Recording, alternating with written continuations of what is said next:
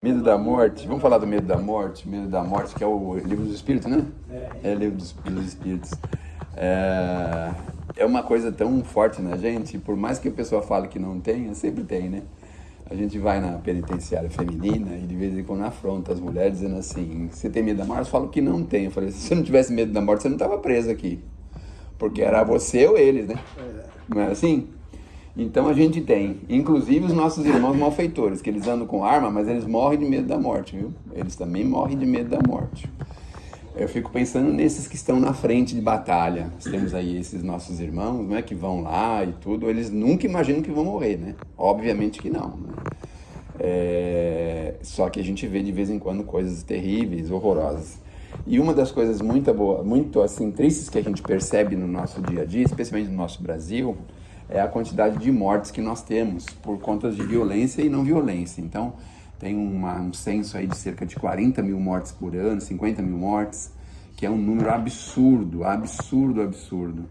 Que a primeira coisa que qualquer dirigente de boa índole, de boa cabeça deveria fazer era combater com todas as forças possíveis para chegar a esse número quase a zero. Porque nós estamos aqui em oportunidade de vida e nós precisamos viver para podermos desenvolver. Se a gente chega no mundo espiritual antes da hora, veja o transtorno que é para você ter que recomeçar uma tarefa e na maioria das vezes você vai recomeçar de uma forma torta porque não conseguiu desentortar antes de ter ido embora e aí reencarna com esse problema grave. Lá na faixa de Gaza, em Israel, na Palestina, a gente percebe aquele negócio infinito, aquele problema infinito, porque eles desencarnam cedo, com 15, 20 anos já estão morrendo. Então, depois de 5, 10 anos, estão voltando e desencarnam, morre e voltam os mesmos soldados, com o mesmo ódio, com a mesma coisa, e continua um negócio interminável, que não termina nunca, não é? Há tantos séculos que eles estão aí brigando. Mas, e como é que nós devemos fazer para fortalecer a ideia da morte? Eu acho que a experiência e o tempo de vida vai apagando um pouquinho aquela coisa forte que a gente tem mais jovem. E aí, em alguns momentos, com todo o respeito que a gente pode ter para todos os nossos irmãos, chega um determinado momento que a pessoa começa a pensar assim: meu Deus do céu, eu tenho tanta dor no corpo, tanto problema, tanta questão de saúde, né? E eu estou aqui, 89, 90, 91, então ela fica orando, mais ou menos que nem a gente ora quando a vibração é muito comprida, a gente ora para o camarada parar de orar, de vibrar, não é isso, não é? Não está acompanhando a vibração, mas está pedindo para ele parar de vibrar. Então a gente começa a orar para falar assim: poxa Deus, eu estou na fila faz tempo, nunca me chama, pô. E eu acho que nesse momento é que a gente vai devagarzinho apagando. É óbvio que nós temos os apegos, é isso que nos dá o medo da morte, são os apegos. Porque, é o filho, é o neto que ainda precisa crescer, desenvolver, a família, não terminei tal coisa, não realizei tal coisa que precisava ter realizado. Então esses apegos vão distanciando a gente a ideia de um ser imortal que nós somos, não é? E também tem um problema do medo, da dor, não é? Dizem que as pessoas, para morrer, dói. E aí vem o Kardec e fala assim: não, é como se você estivesse dormindo e sonhasse. Doeu alguma coisa, o sonho que você teve? Saiu do corpo, foi ter uma vida de relação no mundo espiritual?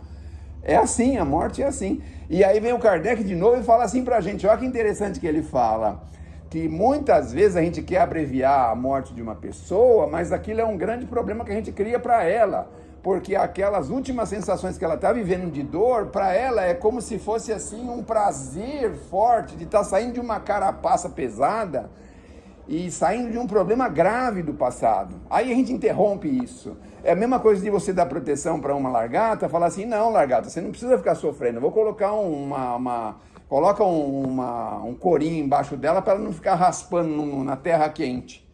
Aí ela tá lá toda feliz, não tá tendo dor nenhuma, mas tá vendo as irmãs dela tudo voando, virou tudo borboleta e ela lá raspando no chão ainda, porque não tem dor, não tem aquele incentivo de seguir em frente, seguir adiante. Então, primeiro, a dor não dói. E segundo, né? Quer dizer, a gente precisa entender que muitas vezes essa dor que nós não sentimos como a gente imagina, o espírito sente de outra forma, é como se fosse um prazer que ele está tendo, de estar se libertando das últimas amarras dele, é diferente daquilo que a gente imagina, que a gente pensa. E o terceiro ponto, que é muito importante com relação à morte, a gente precisa se preparar para a morte. Tem uma mensagem do Humberto de Campos que tem como título Treino para a Morte. Não tem essa mensagem? Já ouviram? Acho que nós já imprimimos aí um tempo atrás, né? E ele vai falando tudo que a gente precisa fazer para estar pronto, para se chegar a hora, quando chegar a hora, o momento, a coisa, nós já temos realizado algumas coisas. Dentre essas coisas deixar papéis e documentos em ordem, escrituras, coisas assim, sabe? Coisas de banco, tudo mais ou menos arrumado, em ordem, para que a gente não tenha esse dissabor do outro lado da vida. Porque você já pensou que você está lá numa sala de aula bebendo aqueles ensinamentos e alguém martelando na tua cabeça assim, você não deixou a escritura da casa, tá dando um trabalho, temos que gastar um dinheirão para ir. E você lá tentando beber aqueles ensinamentos, viver aquela coisa, aquela plenitude espiritual, e não pode porque tem alguém reclamando aqui atrás, porque você não deixou suas coisas em ordem. Então, deixar as coisas em ordem é um grande passo que a gente pode dar. Questão de herdeiro, nós temos que tomar cuidado, porque os herdeiros são capazes de tirar o nosso sossego por muitos e muitos anos, até séculos, porque eles ficam brigando por bagatelas. Então deixa já tudo muito definido. Ou você não dá nada para ninguém, ou você já deixa certo, e você vai ficar com isso aqui, você vai ficar com isso, e tá tudo certo, e acabou, não vai discutir mais nada. Eu queria ficar com o lustre da cozinha, não, queria ficar com, sabe, a cortina na sala. Sabe umas confusão assim, que a gente quando chega do outro lado da vida tem que ficar administrando? É mais ou menos aquela coisa, tem que administrar uma coisa que você já pensa assim, eu não quero mais administrar isso, já chega na terra. Ai, desculpe, a gente fica entusiasmado, né? Respira aí.